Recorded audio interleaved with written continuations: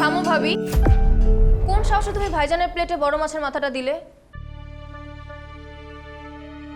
এভাবে কেন বলছো বোন? এভাবে বলবো না তো কিভাবে বলবো? এ বাড়িতে কি মাছের মাথা খাওয়ার জন্য আর কোনো মানুষ নাই? মানে সব সময় তো মাছের মাথা তোমার ভাইজানকে দেয়া হয়, কারণ রাফাত তো মাছের মাথা পছন্দ করে না। তুমিও কাটার ভয়ে কখনো হাতও দাও না। আর মারও তো বয়স হয়ে গেছে, মাও এখনো পছন্দ করে না। এজন্যই তো সেজন্যই তো নিজের স্বামীকে সব ভালো ভালো খাবার খাইয়ে দিচ্ছ, তাই না? বাহ, মাছটা যে কিনছে টাকাটা কোত্থেকে আসছে খেয়াল রাখছো? আমার স্বামী কত কষ্ট করে সংসার চালায় খেয়াল রাখো? হ্যাঁ রাকা, জ্যানি তো ঠিকই বলেছে, একটা সংসার চালাতে কিন্তু অনেক কষ্ট হয়।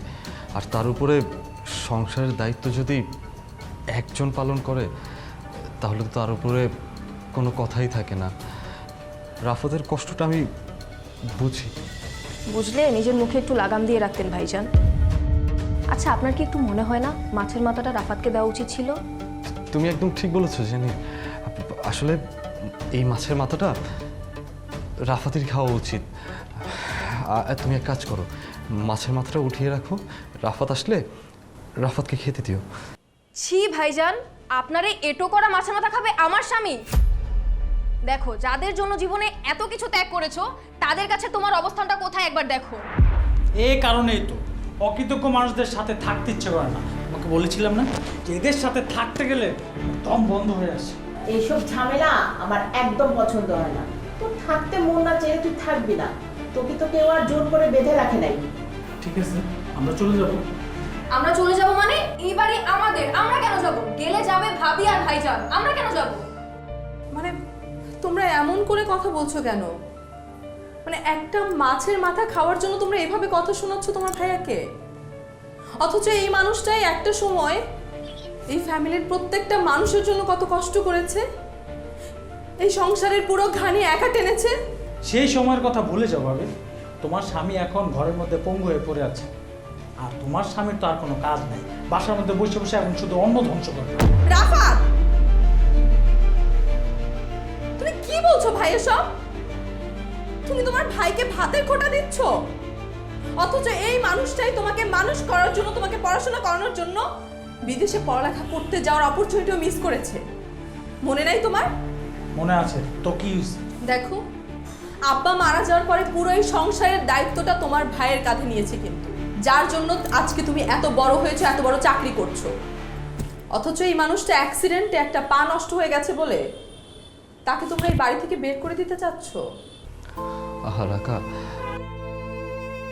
রাফাত যা বুঝতে পেরেছে ছোট মানুষেও তাই বলেছে।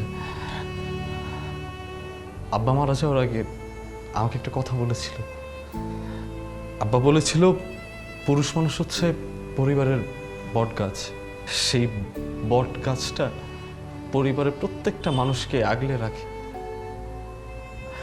আব্বা আমাকে যেই কথাগুলো বলেছে আমি আমার প্রত্যেকটা দায়িত্ব সেইভাবেই পালন করেছি। হ্যাঁ, দায়িত্ব পালন করতে করতেই তো আজকে তোমার এই অবস্থা। যাদের জন্য তুমি তোমার লাইফের এত বড় স্যাক্রিফাইস করেছো তারাই আজকে তোমাকে এই বাড়ি থেকে ঘাট ধাক্কা দেওয়ার জন্য পায়তারা করছে।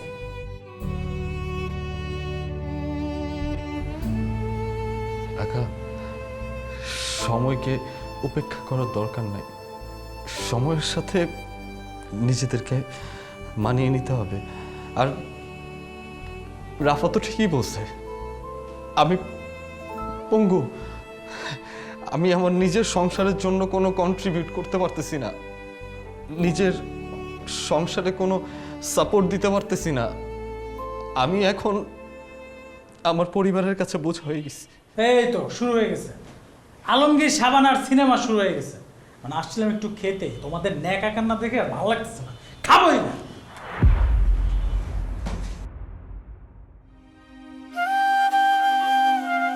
দিলা তো আমার ছেলের খাবার মুডটা নষ্ট করে। এত কথা বলার দরকার কি ছিল শুনি? আশ্চর্য তো মা, আপনি শুধু আমার কথাটাই শোনেন, আপনি আপনার ছেলের বউ, ছেলে কারো কথা শুনলেন না? আজকাল না মুখে মুখে তর্ক করাটা তোমার একটা অভ্যাসে পরিণত হয়ে গেছে।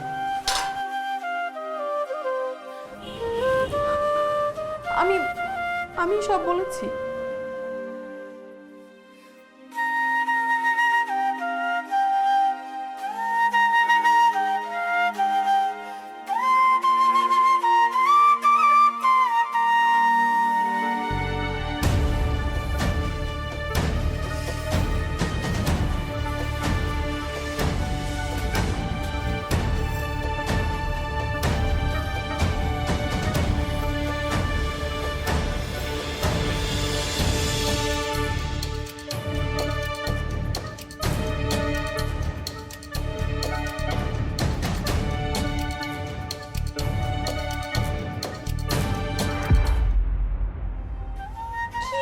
তুমি এই পরিবারটার জন্য।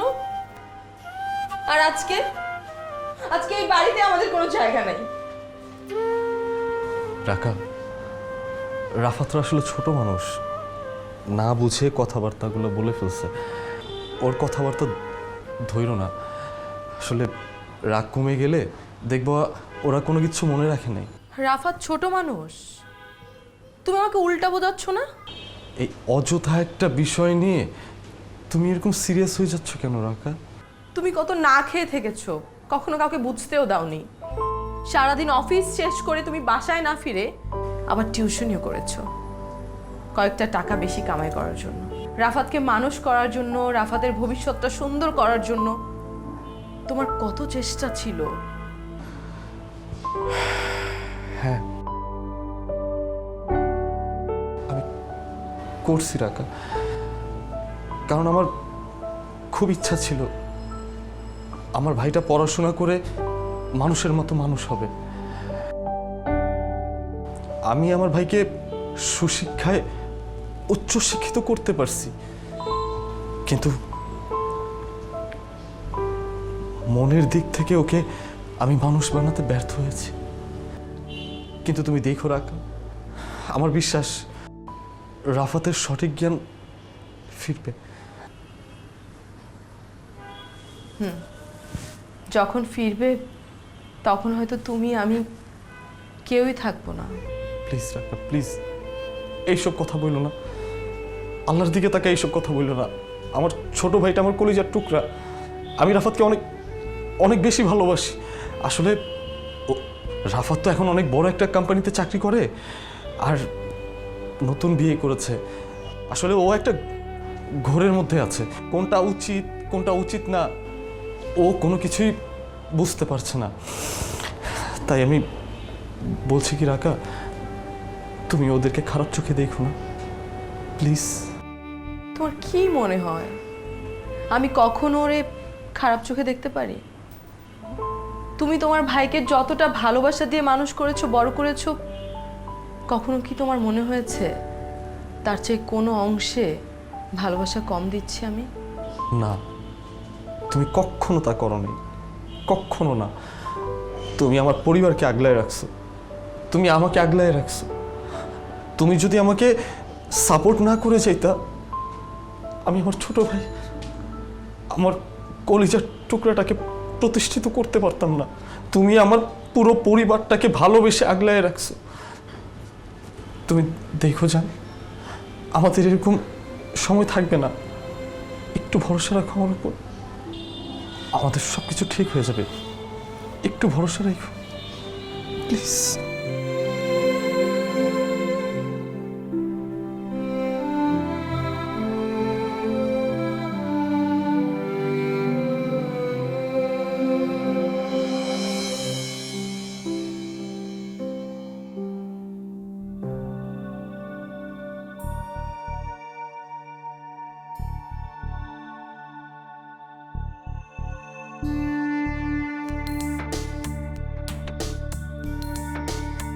তুমি একটু বোঝার চেষ্টা করো, আর আমি কি বলতে চাইতেছি তুমি বুঝতেছো তো?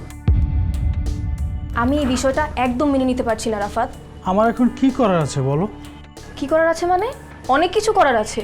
মানে তুমি কি করতে চাইতেছো আমার একটু খুলে বলবা? আমি তোমার বড় ভাই আর ভাবির সাথে একসাথে সংসার করতে পারবো না। তুমি ওদেরকে বাড়ি থেকে বের করার ব্যবস্থা করো। এটা কিভাবে সম্ভব? মানে আমি ভাইয়াকে বাসা থেকে কীভাবে বের করে দেব? তাছাড়া সে তো আমাকে খাওয়ায় পড়ায় মানুষ করছে, তাই না? সরাসরি তো মুখের উপরে কথা আমি বলতে পারি না। চাইলেই কি এটা সম্ভব? কেন সম্ভব না? আমি কিভাবে বলবো ভাইয়াকে যে বাসা থেকে বের হয়ে যাও? তাছাড়া ভাইয়া তো আমাকে খাওয়ায় পড়ায় মানুষ করছে, তাই না? ও আচ্ছা, এখন তোমার কাছে তোমার ভাই আমার থেকে বেশি আপন? আমার ভালোবাসার কোনো দাম নেই? আমাদের ভালোর জন্য তুমি এই সামান্য কাজটুকু করতে পারবে না? দেখো, তুমি শুধু শুধু রাগ করতেছো। মানে আমিও তো চাই যে বাসা থেকে ভাই ভাবে বের হয়ে যাক, কিন্তু বাসা থেকে কিভাবে বের করবো সেটাই তো বুঝতেছি না। তোমার কিছু করতে হবে না, যা করার আমি করব। মানে? আমি যে খেলাটা খেলতে চাচ্ছি এতে সাপও মরবে কিন্তু লাঠিও ভাঙবে না। আশ্চর্য, মানে তুমি কি করতে চাইতেছো আমাকে বলবো না? আরে আমি যেটা করতে চাচ্ছি সেটা যদি হয়, ভাইয়া ভাবি নিজ ইচ্ছায় বাড়ি ছেড়ে চলে যাবে। তুমি শুধু আমার পাশে থেকো।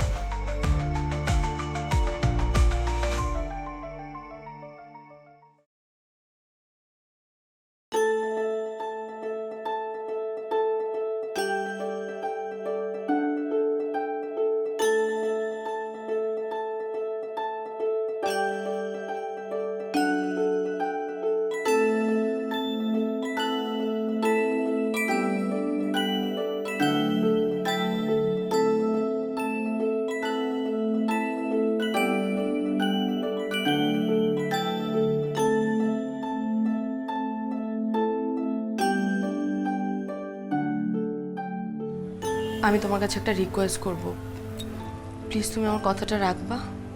এইভাবে বলছো কেন? কি বলতে চাও বলো।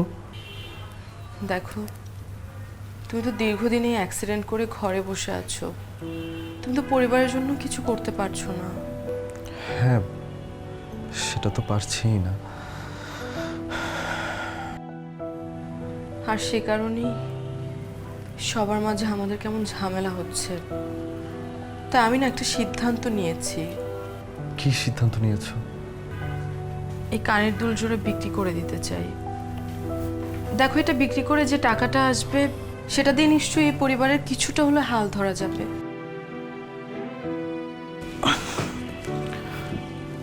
এসব তুমি কি বলতেছো রাকা? হ্যাঁ, এই দুলজোড়া হচ্ছে আমাদের বিয়ের স্মৃতি। আমাদের বিয়ের সময় আমার আর্থিক অবস্থা অনেক খারাপ ছিল, তাই বলে আমি তোমাকে এই দুল ব্যতীত আর কিচ্ছু দিতে পারি নাই। এত সাধনার দুলজোড়া তুমি বিক্রি করে দিতে যাচ্ছ? এটাই সুযোগ তোমাদেরকে ঘর ধাক্কা দিয়ে বাড়ি থেকে বের করে দেওয়ার। ভুল করার মেয়ে তো আমি না। দেখো, দুলটা তো পরেও কেনা যাবে, তুমি আবার কিনে দিও ঠিক এমন একটা দুল। একই রকম না হলে আমি তোমাকে কিনে দিলাম, কিন্তু আমাদের বিয়ের এই দুলটা আমি কোথায় পাবো? যেটা বিক্রি করে ফেলবো সেটা কি আর ফেরত আনা যাবে? আর দেখো, আমাদের বিয়ের শেষ চিহ্ন এটা। আমি চাই না তুমি এই দুলজোড়া বিক্রি করো। আমিও তো চাইনি দুলটা বিক্রি করতে, কিন্তু তুমি একটাবার ভেবে দেখো, এই দুলটা যদি না থাকে আমাদের সম্পর্কে কোনো ঝামেলা হবে না, সম্পর্কটা যেমন ছিল তেমনই থাকবে। কিন্তু এই দুলটা বিক্রি না করলে যে রাফাত সহ এই পরিবারের মানুষগুলোর সাথে সম্পর্কটা নষ্ট হয়ে যাবে। প্লিজ এইভাবে বললো না। আমার আসলে পুরো অন্তরটা জুড়ে আমার রাফাত, আমার মা, তাদেরকে একা রেখে। আর সেই কারণেই আমি দুলটা বিক্রি করতে চাচ্ছি। প্লিজ, আমিও না চাই না, বিশ্বাস করো, রাফাতের সঙ্গে এই পরিবারের মানুষগুলোর সাথে সম্পর্ক নষ্ট হয়ে যায়। সেজন্যই তো এই কাজটা করছি। তুমি প্লিজ না করো না। জানো, আমার জীবনের সবচেয়ে বড় উপহার আমি পেয়ে গেছি। আমার জীবনের সবচেয়ে বড় উপহার হচ্ছে তোমাকে পাওয়া। তোমার ভালোবাসার কাছে রাখা আমি ঋণী হয়ে রইলাম।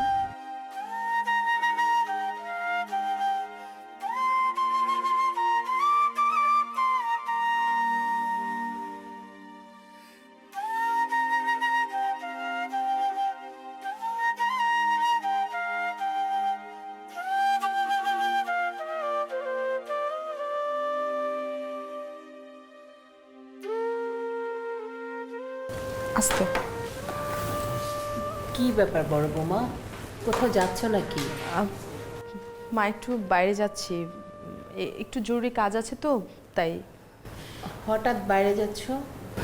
হ্যাঁ, একটু জরুরি কাজ আছে না, আমি তো ওর সাথে যেতে পারছি না, তাই ওর একাই যেতে হচ্ছে। জরুরি কিছু হলে রাফাতকে বলতা, তুমি কষ্ট করে বাইরে যাচ্ছ কেন?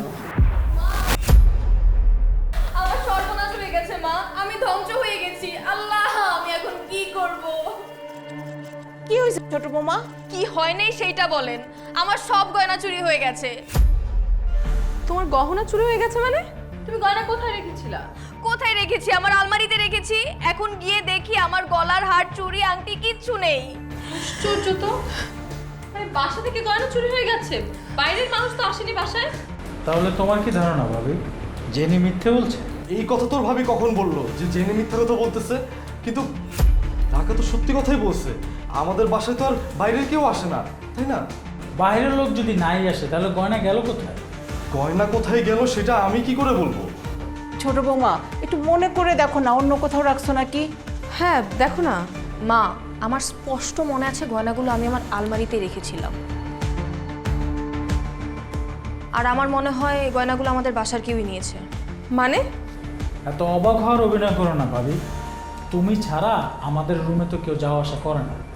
রাফাত, তুমি কি বলছো? তার মানে তুমি আমাকে সন্দেহ করছো? এই রাফা, তাই তুই কি বলতেছিস সেগুলা? তোর মাথা ঠিক আছে? তুই চুরির অপবাদ দিতেছিস তোর ভাবির নামে? ছি ছি ছি রাফাত। ও পাগল হয়ে যায়নি ভাইয়া, শুধু ওর না, আমারও ঠিক একই সন্দেহ হচ্ছে। জানি তোমরা কিন্তু সীমা অতিক্রম করে ফেলতেছো। উত্তেজিত হয়ে সত্যকে ধামাচাপা দিতে পারবেন না ভাইয়া। আমাদের দুইজনেরই মনে হচ্ছে এই গয়না ভাবি ছাড়া আর কেউ চুরি করে না। বিশ্বাস করো বোন, আমি তোমার কোনো গয়না নিইনি। আর আমি তোমার গয়না কেন চুরি করতে যাব? আমার তো কোনোদিনও গয়নার প্রতি কোনো লোভ ছিল না। হ্যাঁ সেটাই তো। রাকারও আমাদের মানে বিয়ের ঠিক কানের দুলটা আমি ওকে দিয়েছিলাম, সেইটা ও বিক্রি করতে চাইতেছিল, কারণ আমরা সংসারে কন্ট্রিবিউট করতে পারতেছিলাম না, তাই। সেই ভাবিকে তোরা সন্দেহ করতেছিস? ছি রাফাত, ছি। কি বলছো ভাইয়া? ভাবি কানের দুল বিক্রি করতে যাচ্ছিল? ও, তাহলে তো হয়ে গেল। আমি শিওর ভাবির ওই ব্যাগে আমার জিনিসগুলো আছে। মা, ভাবিকে ব্যাগ দেখাতে বলো। তুমি তুমি শেষ পর্যন্ত আমার ব্যাগ চেক করতে চাও? রাফাত, তোর বউকে বাড়াবাড়ি করতে নিষেধ করিস। ও যা করছে মোটেও কিন্তু উচিত করতেছে না। আহা, চেক করে দেখলে অসুবিধাটা কোথায়? তাছাড়া প্রমাণও হয়ে গেল কোনটা সত্য কোনটা মিথ্যা। বৌমা, তুমি নিজের ব্যাগটা নিজেই চেক করে দেখো তো। মা, আমার চেক করতে তো কোনো অসুবিধা নাই। আর আমি ওর কেন গয়না নিতে যাব? আমার নিজের গয়না দুইটা আমি বিক্রি করতে যাচ্ছি। দেখেন আমার গয়না দুইটাই।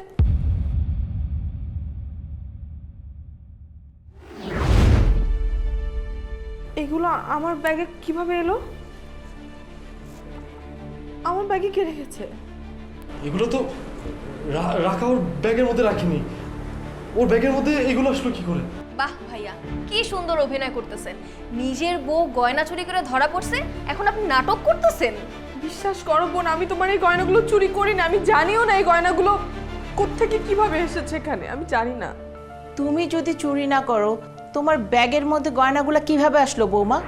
গয়নার কি হাত পা গজাইছে যে সুর করে হেঁটে তোমার ব্যাগে ঢুকে গেল? কথায় বলে না, অভাবে স্বভাব নষ্ট। এই যে ভাবি, এটার প্রমাণ তুমি দিলা।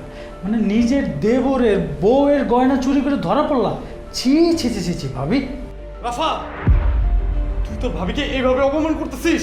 তাহলে কি ফুল তুলসী দিয়ে পুজো করব? আমার কি মনে হয় জানেন, আপনি ভাবিকে দিয়ে চুরিটা করিয়েছেন। শোনো, এরকম চোর ছাচোরদের সাথে একই ছাদের নিচে আমি থাকতে পারবো না। আর তুমি একা কেন? আমি তো নিজেই থাকবো না। তোমরা এই মুহূর্তে বাসা থেকে বের হয়ে যাও। রাফাত ভাই, আমার সাথে একটু একটু কথা শুনো আমার। তুমি চোরদের মুখ থেকে আমি একটা কথা শুনতে চাই না।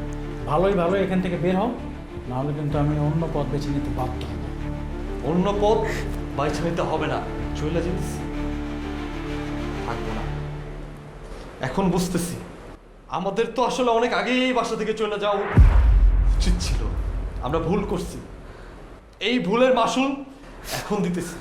এই যে আজকে আমরা হাজব্যান্ড ওয়াইফ চোরের অপবাদ নিয়ে আমাদের এই বাসা থেকে বের হয়ে যেতে হচ্ছে। তুমি কান্না করো না। ওরা ওরা তোমার চোখের পানির মূল্য দেবে না, কোনোদিনও দিতে পারবেও না। যারা তোমার ঘামের মূল্য দিতে পারে নাই, তারা কি করে তোমার চোখের পানির মূল্য দিবে? তাই তো, তাই তো। রাখা আমার আর একটা সেকেন্ড ওই বাসার মধ্যে ভালো লাগতেছে না। আমার দমটা বন্ধ হয়ে যেতেছে। আমার তাড়াতাড়ি এখান থেকে নিয়ে যাও।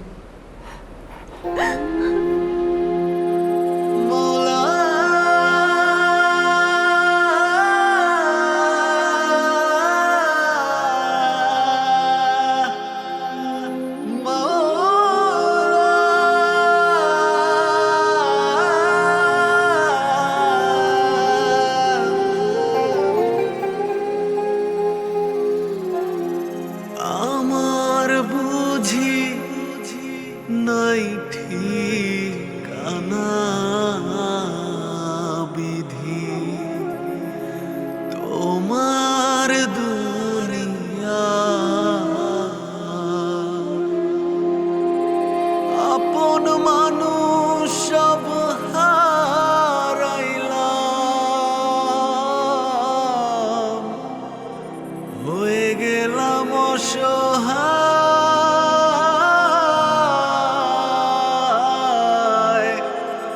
হয়ে গেলাম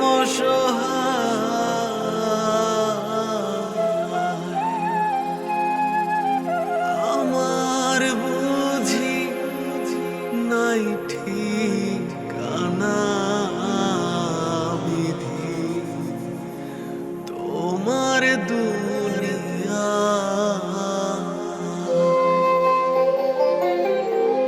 মৌলা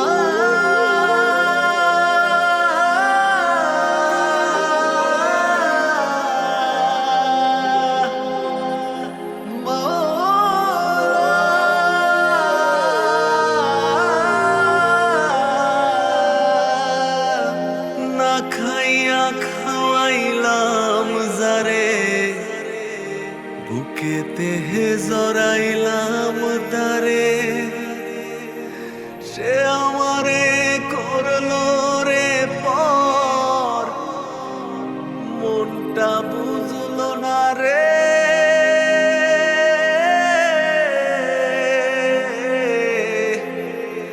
মনটা বুঝলো না রে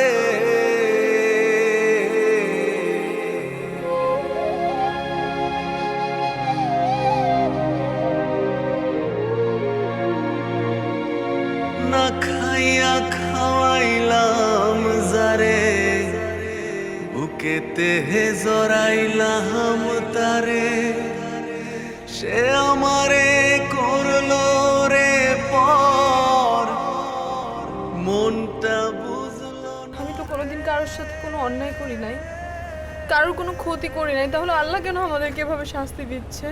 এইভাবে ভেঙে পড়তেছো কেন? উনি আমাদের পরীক্ষা নিচ্ছে, আর কিছুই না। আর কত পরীক্ষা দেব? পরীক্ষা দিতে গিয়ে নিজেদের জীবনের শখ আহ্লাদ সবকিছু বিসর্জন দিয়ে দিয়েছি।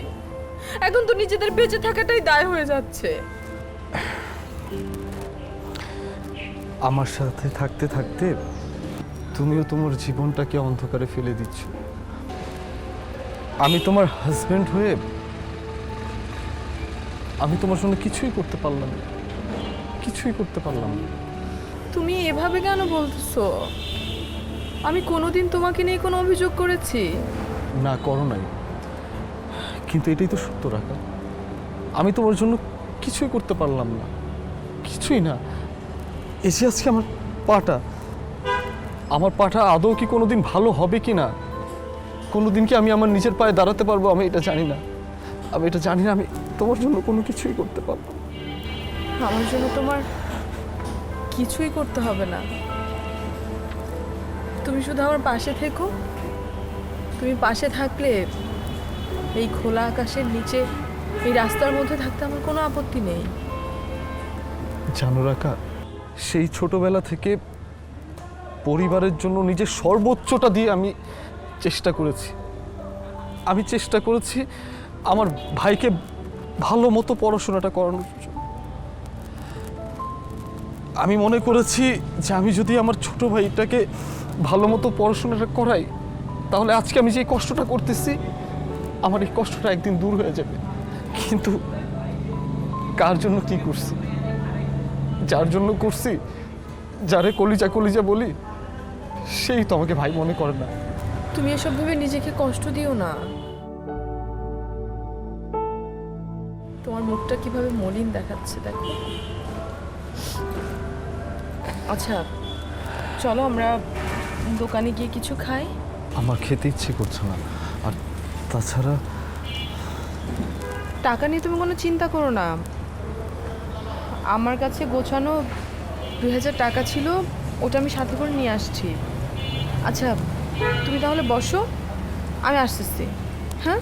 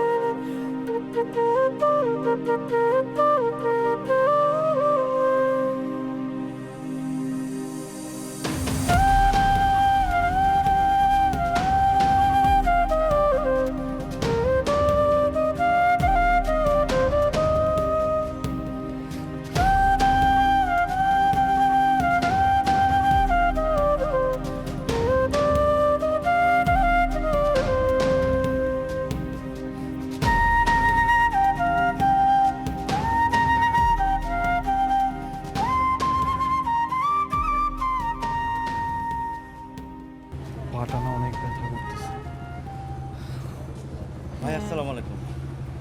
আপনার এইখানে কেন? ওয়ালাইকুম আসসালাম। আপনি কে ভাই? আপনাকে তো চিনতে পারলাম না। ভাই আপনি কেন বলতেছেন? আমি আপনার ভার্সিটির ছোট ভাই, এক বেদ জুনিয়র। আমি শিপন ভাই। শিপন? জি ভাই। শিপন আমার ক্যাম্পাসের ছোট ভাই, আমার এক বেদ জুনিয়র। শিপন, অনেক বছর পরে দেখছি তো তোমাকে, তাই চিনতে পারি নাই। তুমি কেমন আছো ভাই? আছি ভাই আলহামদুলিল্লাহ। কিন্তু আপনাদের এই অবস্থা কেন ভাই? কপাল দোষে। মানে আপনার ছোট ভাই আন্টি ওনারা কেমন আছে? ওনারা কই? ওরা ভালো আছে। তাদের ভালো থাকা নিশ্চিত করতেই তো আমরা ঘর ছেড়ে রাস্তায় নেমে এসেছি। তাহলে আপনারা থাকবেন কোথায়? মানে কোথায় উঠছেন আর কি? বাসা থেকে বের হয়ে গেছি। আর আমাদের পক্ষে ঢাকা শহরে থাকা সম্ভব না, তাই চিন্তা করতেছি আমি আর আমার ওয়াইফ মিলে দূরে কোথাও চলে যাব, গ্রামে চলে যাব। ভাই এটা আপনি কোনো কথা বললেন? আমি থাকতে আপনি গ্রামে চলে যাবেন ভাবিনি নিয়া? আপনি আমার সাথে এখন আমার বাড়িতে যাবেন। আর হ্যাঁ, বাড়িতে যেতে যেতে আপনাদের সাথে কি ঘটেছে সব শুনবো। চলেন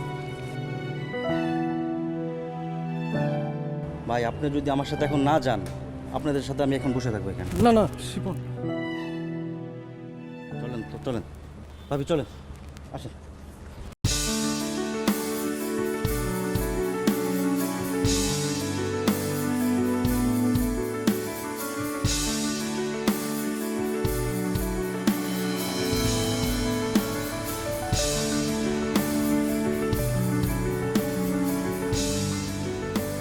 হ্যাঁ রাকা, হ্যাঁ ওই যে অফিস শেষ করে আমি স্টুডেন্ট পড়তে আসছি। হ্যাঁ মিমিকে পড়তে আসছি। ওই মিমিকে পড়ানোর পরে তারপর হচ্ছে যে 4 নম্বর সেক্টরে যাব।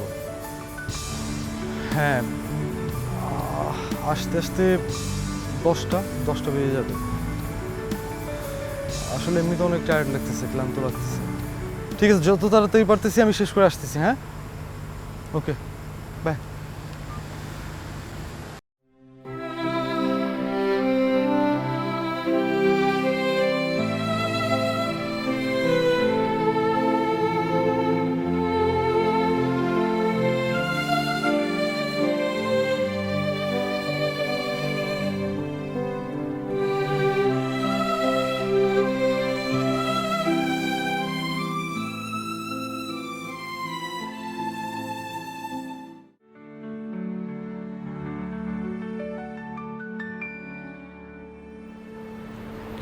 কি ব্যাপার, বাসার সবাই তোমরা একসাথে আমার জন্য অপেক্ষা করতেছিলা?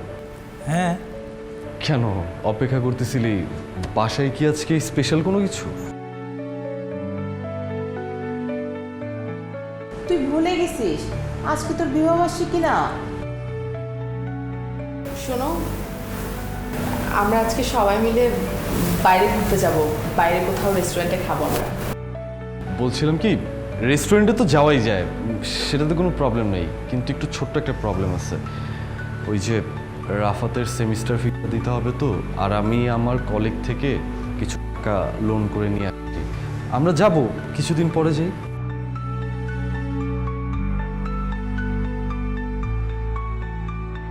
আর মা, এত টাকা শুধু শুধু খরচ করার কি দরকার? তাই বলছিলাম এখন যাওয়ার দরকার নেই, পরে এক সময় আমি আবার প্ল্যান করে তোমাদের সবাইকে নিয়ে যাব। আর তোর সেমিস্টার ফি দিতে হবে না, টাকা আমি জোগাড় করে রাখছি, কালকে নিয়ে নিবি, ঠিক আছে? ভাইয়া তুমি আমাদের জন্য এত কষ্ট করো, স্যাক্রিফাইস করো, জানো তোমাকে নিয়ে অনেক গর্ব হয় যে তোমার মতো একটা বড় ভাই পেয়েছি, ভাবির মতো একটা মাটির মানুষ পেয়েছি।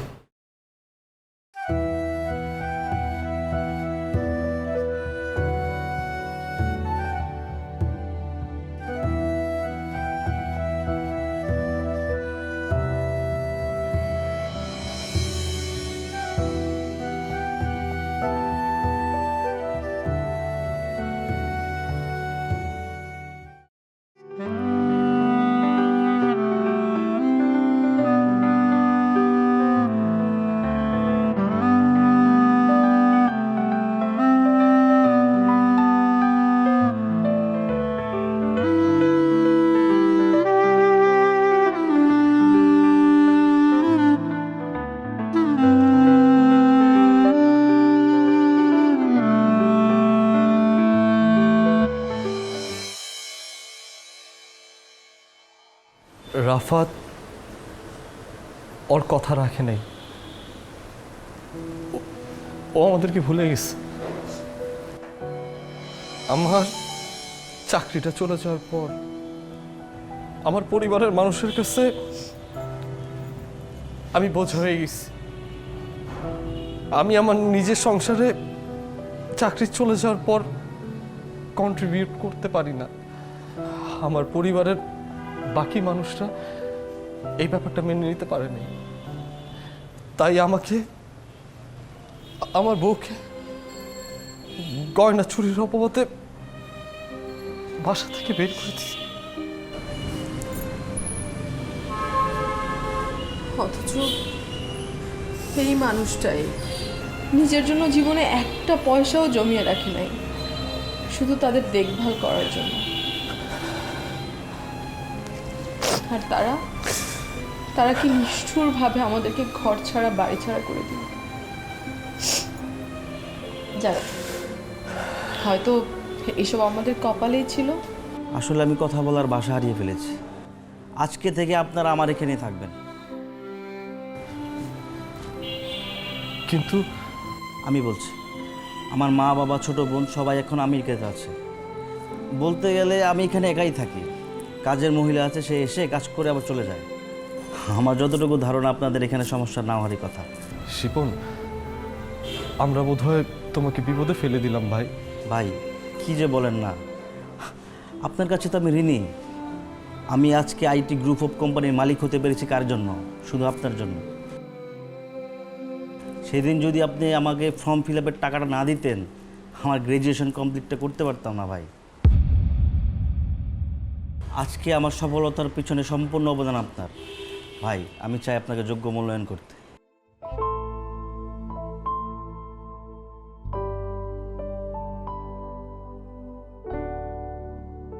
Excuse me sir.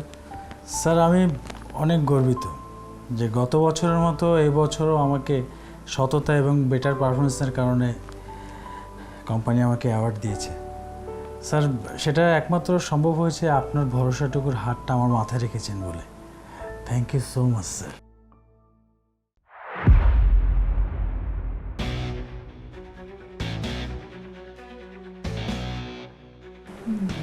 ভাইয়া, তুমি? আপনি বোধহয় ভুলে যাচ্ছেন রাফাত সাহেব, এটা আপনার বাসা না, এটা আমার অফিস। আর আমি আপনার ভাইয়া না, আমি আপনার বস। Got it? জি ভাই, জি বস। এনিওয়ে, আপনি খুব ভালো এমপ্লয়ি, আর তার জন্য আপনি আমাদের কোম্পানি থেকে অ্যাওয়ার্ডও পেয়েছেন। সো আপনাকে নতুন করে আবার অভিনন্দন, কংগ্রাচুলেশন ওয়ান্স অ্যাগেইন। রাফাত সাহেব, উনি হচ্ছেন মিস্টার হিমেল। আজকে থেকে ডিপার্টমেন্ট পুরোটা উনি পরিচালনা করবেন। আমি চাই আপনি অনেক সর্বোচ্চ হেল্প করবেন। জি বস। Thank you. এখন আপনি আসতে পারেন।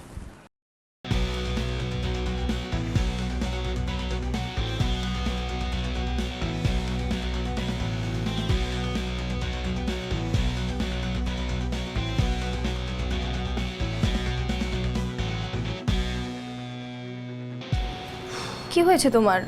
এত চিন্তিত মনে হচ্ছে। আমার অফিসের বসকে জানো? কে? ভাইয়া। কি? ভাইয়া তোমার অফিসের বস? এটা কিভাবে সম্ভব? আরে আমি তো সেই হিসাবই মিলাইতে পারতেছি না। মানে যাকে দুদিন আগে চুরির দেয় বাসা থেকে বের করে দিলাম, সে আমার এখন অফিসের বস। ঘটনা মানে কি ঘুরতে যাচ্ছে বুঝতেছো তুমি? তোমাকে কি বলবো, আমারই তো মাথা ঘুরতেছে। এখন যদি ভাইয়া আমার উপর প্রতিশোধ নেয়, মানে আমার বিরুদ্ধে ষড়যন্ত্র করে, তাহলে তো কোম্পানিতে টিকে থাকাই আমার জন্য ইম্পসিবল। না না, তুমি এত টেনশন করো না। আমার মনে হয় কি, তুমি শিপন স্যারের সাথে সরাসরি কথা বলো। ভাইয়া তোমার নামে ষড়যন্ত্র করার আগে তুমি তাকে চেয়ার থেকে সরিয়ে ফেলার ব্যবস্থা করো। Are you mad? তুমি কি পাগল হয়ে গেছো? এটা কি চাইলেই সম্ভব? আমি যদি এখন ষড়যন্ত্র করি, শিপন স্যার যদি সেটা বুঝে ফেলে, তাহলে বুঝতেছো আমার হিতের বিপরীত হয়ে যাবে। আমি এখন কি করবো কিছুই বুঝতেছি না। আমার মাথাটা আমার পুরো কাজ করতেছে না।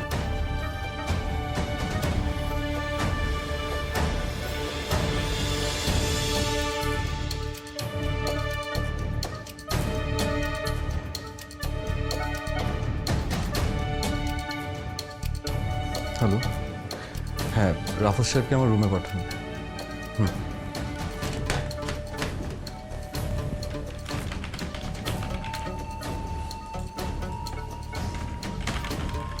স্যার আসসালামু আলাইকুম, ডেকেছেন আমাকে? ওয়ালাইকুম আসসালাম, বসুন। ও না,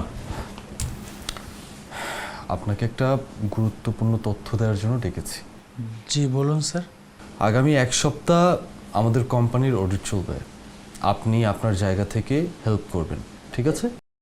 হ্যাঁ স্যার, নিশ্চয়ই। আমি যতটুকু জানি আপনি আমাদের কোম্পানির বেস্ট এমপ্লয়ি, আর আমাদের কোম্পানিও আপনাকে খুব ভালোভাবেই মূল্যায়ন করে, রাইট?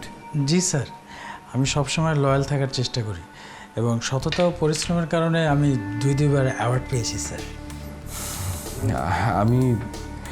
আমি বেস্ট অফ লাক। আমি চাই আপনি আপনার পুরো এন্টায়ার লাইফে আপনি এরকমই পারফরমেন্স করে যান, ঠিক আছে? জি স্যার। স্যার, অডিটটা কবে থেকে শুরু হচ্ছে? কালকে থেকে। আর হ্যাঁ, আমাদের যে রানিং প্রজেক্টগুলো চলতেছে সেইগুলোর খরচের ডাটা আমি ইমিডিয়েটলি চাই, আজকের মধ্যে। জি স্যার। আপনি আসতে পারেন। আসসালামু আলাইকুম স্যার।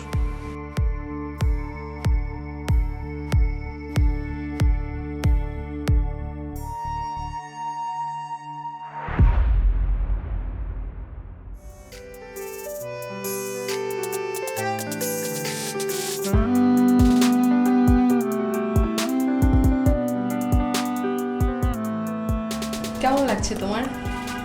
অফিস করছো, কত বড় দায়িত্ব, তাই না? অনেক চাপ যাচ্ছে কাজের। আর কাজের চাপ, কাজের চাপের থেকে বড় চাপ হচ্ছে রাফাত। অফিসে রাফাতের ইমিডিয়েট বস আমি। আসলে রাফাত যখন আমার সামনে আসে না, তখন আমার বুকের ভিতরে কেমন যেন একটা মোচড় মারে রাখা। রাফাত কি কোনো ঝামেলা করছে অফিসে? না না না,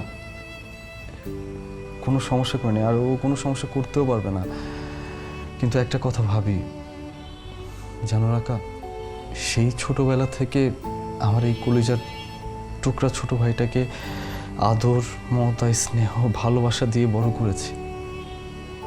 কিন্তু এই ছোট ভাইটাই এখন আমার সামনে দিয়ে, আমার চোখের সামনে দিয়ে চলাফেরা করে, বাট আমি অফিসের পারপাস ছাড়া ওর সাথে কোনো কথা বলতে পারি না, ওর চোখের দিকে আমি তাকাইতে পারি না। জানো, এই কথাগুলো যখনই আমি ভাবি না, বিশ্বাস করে আমি সহ্য করতে পারি না, আমার ভীষণ কষ্ট হয়।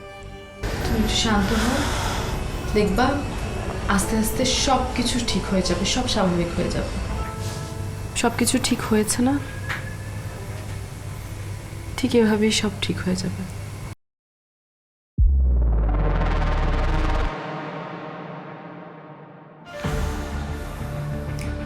রিপোর্টের কি অবস্থা হয়েছে স্যার, গত 2 বছর ধরে রাফাত সাহেব এবং রাফাত সাহেবের টিম 1,23,00,000 টাকার হিসাব দিতে পারতেছে না।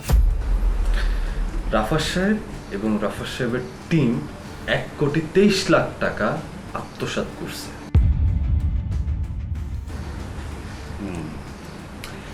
অথচ রাফাত সাহেবের মতো লোককে আমার কোম্পানি অ্যাওয়ার্ড দিয়েছে তার সততার জন্য। বিশ্বাসের ঘরে চুরি করতে বুক কাঁপেনি আপনার? স্যার বিশ্বাস করেন স্যার, আমার কেন জানি মনে হচ্ছে হিমেল স্যার আমার বিরুদ্ধে ষড়যন্ত্র করতেছে স্যার। স্যার আপনি বুঝতেছেন না, আমাকে সরিয়ে তার কাছের লোকদের সুযোগ দেওয়ার জন্য। আর উনি যদি এই কোম্পানিতে থাকে স্যার, এই কোম্পানির অনেক ক্ষতি হয়ে যাবে স্যার, বিশ্বাস করেন। Stop nonsense! এই মুহূর্তে আপনি এখান থেকে বের হয়ে যান, আর আমার অফিসের আশেপাশে যেন আপনাকে কোনোদিন না দেখি। আপনার অ্যাকাউন্ট জব্দ করার ব্যবস্থা করছি, কোনোভাবেই যেন পুরো 1টি টাকা আপনি উইথড্র করতে না পারেন। বের হয়ে যান। Sorry sir. আপনি কি যাবেন না পুলিশ ডাকতে বাধ্য হবো কিন্তু আমি? বের হয়ে যান।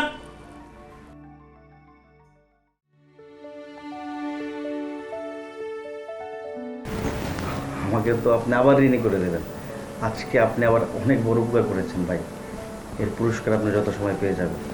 থ্যাংক ইউ সো মাচ ভাই। Welcome sir. ভাই প্লিজ জেনি, তুমি যেও না, আমার কথাটা শোনো, আমাকে বোঝার চেষ্টা করো। কি বুঝবো আমি? কিসের আশায় থাকবো আমি, কোন ভরসায়? আমি তোমার হাজব্যান্ড, এর থেকে আর বড় কি ভরসা আছে বলো? শোনো, সাইনবোর্ড দিয়ে জীবন চলে না। একটা চাকরি রাখার তো মুরুদ নাই তোমার। ব্যাংকে টাকা ছিল, তাও এখন নাই। তোমার তো 2 দিন পরে ভিক্ষা করতে হবে, এই জন্য থাকবো আমি? বৌমা মাথাটা একটু ঠান্ডা করো। মাথা গরম করে তো কোনো সিদ্ধান্ত নেওয়া ঠিক হবে না।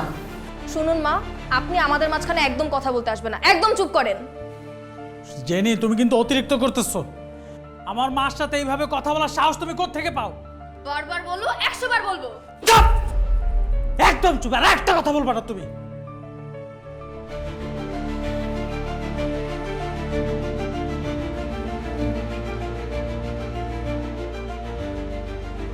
তুমি আমার জীবনটা নষ্ট করছো, আমার স্বপ্নগুলোকে ধুলোয় মিশিয়ে দিছো। আমি তোমার সাথে আজকের পর থেকে আর থাকবো না। তুমি আমার সাথে আর যোগাযোগ করবে না, আমি তোমাকে ডিভোর্স দিব। জেনি, জেনি, যেও না তুমি। জেনি, বাবারে, এখন তুই কি করবি? বৌমাও তো চলে গেল, এদিকে তোর চাকরিটাও নাই, ব্যাংকে কোনো টাকা পয়সাও নাই, বাজার খরচ, বাসা ভাড়া, সংসারের খরচ, কত কিছু। আমার তো মাথা কাজ করতেছে না। আমাকে নিয়ে তো সব ঝামেলা, তাই না মা? আমি না থাকলে তো সব ঝামেলার সমাধান হয়ে যায়। সব কিছুর জন্য না তোমার সৎ ছেলে দেয়। আমার চাকরিটা পর্যন্ত খাইছে। এই জন্যই মানুষ বলে সৎ ছেলে কখনো আপন হয় না।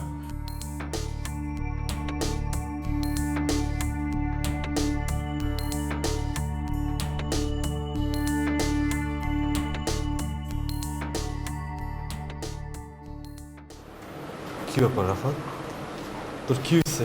তুই কই যেতেছিস? ভাই, আমার সব কিছু শেষ হয়ে গেছে, সব কিছু শেষ হয়ে গেছে। আমি এখন কে নিয়ে বাঁচবো? তোর কোনো কিচ্ছু হয়নি, বুঝতে পারছস? তোর কোনো কিচ্ছু হয়নি।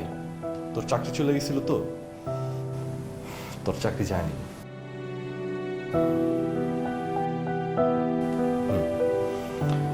আমি জানতাম তোর চাকরি চলে গেলে তুই সেই স্ট্রেসে তুই ঠিকঠাক থাকতে পারবি না। কারণ আমি আমাদের বাসার বড় ছেলে তো, এইটুকু হলে বুঝি। কারণ তোরে আমি আমার সন্তানের মতোই ভালোবাসছি। যাই হোক, আমি শিপন স্যারকে রিকোয়েস্ট করছি যে তোকে একটা সুযোগ দেয়া যায় কিনা। শিপন স্যার তাতে রাজি হয়েছে। তুই যেই পজিশনে ছিলি, তোকে তোর সেই পজিশনে ব্যাগ দিতে রাজি আছে শিপন স্যার। মানে? মানে হচ্ছে হিমেল ভাইয়ের কথা অনুযায়ী আপনাকে আরেকবার সুযোগ দেওয়া হচ্ছে। রাফাত সাহেব, নিজেকে একটু শুধরানোর চেষ্টা করেন। ভাইয়া, এসব কি বলছে? শিপন যা বলতেছে ঠিকই বলতেছে। শিপন হচ্ছে আমার ক্যাম্পাসের আমার জুনিয়র। তো আমি যখন স্টুডেন্ট পড়াইতাম তখন ক্যাম্পাসে তো আমি রেগুলারই যাইতাম, ক্লাস করতাম। তখন একদিন হঠাৎ করে শিপন আমার কাছে আসে। আসার পরে ওর পারিবারিক সিচুয়েশনটা বলে। আসলে ওই সেমিস্টারের ফিটা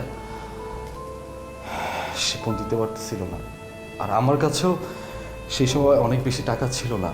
আমি যতটুকু পারছি শিপনকে হেল্প করছি। আর এই শিপনই আমাকে শিপনের কোম্পানিতে একটা পজিশন দিছে, যা তোর থেকেও উপরে। যেটা তোর করা দরকার ছিল সেইটা আমার ক্যাম্পাসের ছোট ভাই শিপন করছে। হ্যাঁ, তুই এটা বলতেই পারিস যে আমি তোর সৎ ভাই, কিন্তু রাফাত, আমি তোর কোনোদিন সৎ ভাইয়ের চোখে দেখি, কোনোদিন। তোর ছোটবেলা থেকে আদর, স্নেহ, মায়া, মমতা দিয়ে আমি বড় করছি, নিজে কষ্ট করছি যেন তুই ভালো থাকিস। আর এইটুকু আশা ছিল যখন আমার ছোট ভাইয়ের সিচুয়েশন অনেক ভালো হবে, তখন আমি অনেক ভালো থাকবো, আমার অনেক উপকার হবে। তো যাই হোক, তোর কিচ্ছু হয়নি ভাই। তোর জব, তোর পজিশন সব ঠিকঠাক আছে। তাই শিপনকে নিয়ে চলে এসেছি তোকে সারপ্রাইজ দিতে। ভাইয়া, আমি অনেক বড় ভুল করে ফেলেছি। আমি তোমাকে চিনতে পারিনি। আমি জেনির কথা শুনে আমি তোমার সাথে খারাপ ব্যবহার করেছি। ভাবি, আমি তোমার সাথে দুর্ব্যবহার করেছি, তুমি আমাকে মাফ করে দাও ভাবি। ভাইয়া আমি জানতাম যে সৎ ভাই কখনো আপন হয় না, কিন্তু সৎ ভাই যে মায়ের পেটের ভাইয়ের চেয়ে তো আপন হইতে পারে সেটা আমি আজকে বুঝতে পেরেছি ভাইয়া। ভাইয়া আমার ভুল ভেঙে গেছে ভাইয়া, প্লিজ তুমি ওরে মাফ করে দাও ভাইয়া, আমার মাফ করে দাও। রাফাত, আমি তোকে অনেক আগেই মাফ করে দিছি ভাই। আসলে তুই যা করছিস তার কোনো কিছু আমার মনের মধ্যে নেই। তুই ভালো থাক সবসময়, আমি এটাই দোয়া করি বড় হিসেবে। চল আমার সাথে। কোথায় ভাইয়া? কোথায় আবার? জেনি রাগ ভাঙাতে হবে না? ওকে এই বাড়িতে ফিরিয়ে আনতে হবে না?